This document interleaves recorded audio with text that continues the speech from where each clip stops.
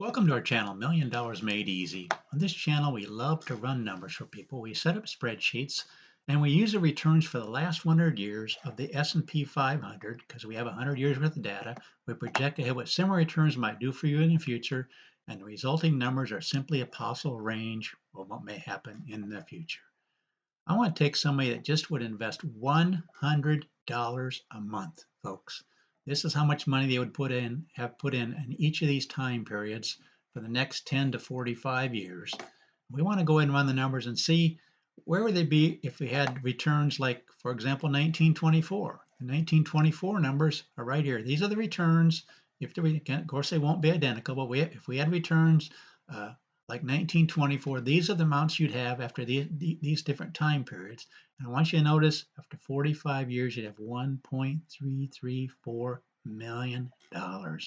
That's why we call this channel Million Dollars Made Easy, because if you would invest just $100 a month going forward and the returns were like this, you'd have this. But how many times would you actually do that in the last 100 years? No matter what we click here, see 1.129, see 1 million, 1,178, but we're going to do it for every single year. But first of all, I want to show you the graph. This is the important thing. Shows you the compounding effect of being in it for the long term. This is just $100 a month for 45 years. Look how it takes off, folks. This is a 1924 chart. No matter what year we pick, you're going to see numbers that just go insanely. Sometimes they drop some, but look how they come back. No matter what you do, look at this, how it came back in 1937. We start out with down 35 and down these, but look where it turned up. What we're going to do is run the numbers now for every single year to see where somebody'd be after each of these time periods. Okay, these are the results for each of these time periods. This black row right here shows you how much money you would have put in over each of those time periods. $100 a month is $1,200 a year times 10 years. You would have put in $12,000.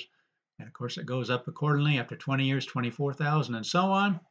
But this is very important to realize.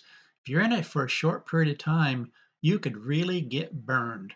You could run into a bad decade.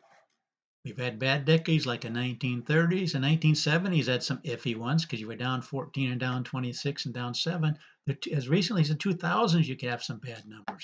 But we want to show you what happens if you're in it for the long term. The long term, like 35, 40, and 45 years. So look at these numbers, folks. But first of all, again, over a 10-year period, put in 12,000, you might only have 9,990 to show for it. But the farther you go out here, the percentages start getting amazing. This is actually a breakdown of what you would have after each of these time periods in the worst case scenario. Worst case scenario, for example, a 30-year period, you'd put in 36,000, and in a worst case scenario, you'd have 143,676 to show for it. That's 4 times what you would have put in, but it gets even better, folks. Go out here to the 45-year column, put in 54,000, and you have 13 and a half times that amount of what you put in, 735,000. Again, this row in the red is the worst case scenario in each of these time periods. This is the median in the column, 1.233 million, and the best case scenario is 2.22. But again, the worst case scenario, you're going to have 13 and a half times what you put in over that 45-year period, which is $100 a month. I want to do one more thing. I'm going to increase this by 3% a year. In other words, $100, 103, 106, and so on. And I want you to see what the numbers change to. Before it was 735,000 worst case scenario. Just adding that 3% a year puts you up over $1 million in the worst 45-year period in the last 100 years. That's why we named this channel Million Dollars Made Easy, because I wanted to show you just how easy it would be to get to $1 million. And this is in the worst case scenario. The median would be 1.649. But I just wanted to show you just what you can do with just $100 a month going forward. A lot of people would say, well, that back in 1980 or so, which would be 45 years ago, 1979, could people afford $100 a month? Well, back then they were making about $20,000 a year, which would be about 6% of what they were earning, saving $100 a month. This is where they would be in the worst case scenario, folks. If it would have started that back in 1979, 1980, and they had this 45 years, look where people Look what people have now. He said in 2023, the average American retiree had about 170,000 in retirement savings, where if they would have put away $100 a month back in 1979, these are the kind of numbers they would have.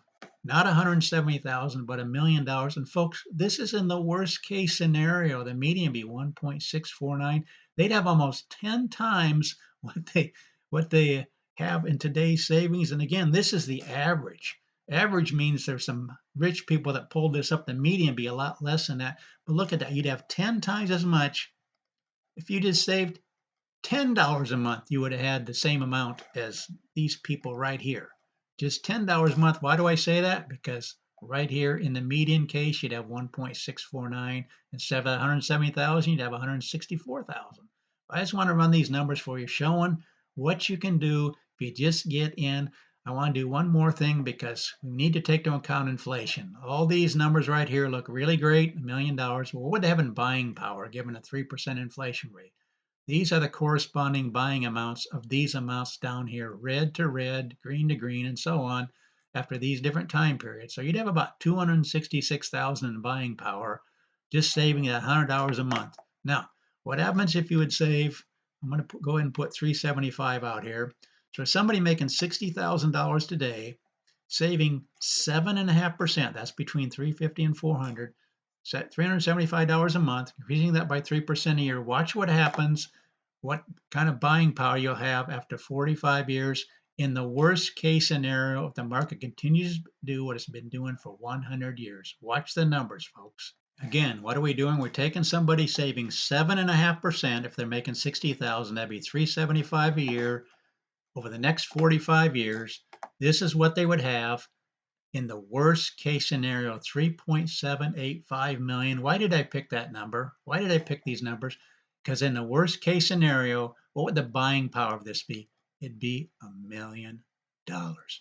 You can save 7.5% of what you're making. You're going to have $1,000,000 in buying power. You're actually going to have 3.785 in your nest egg, but that'll have the buying power of $1,000,000 45 years from now. That's why I just love to run numbers. Whether you're talking about $100 a month, looking backwards, seeing where people might be, or doing the 375 today. Now, if you can only save half of that, say you can save $200 a month. Say I just can't afford that right now.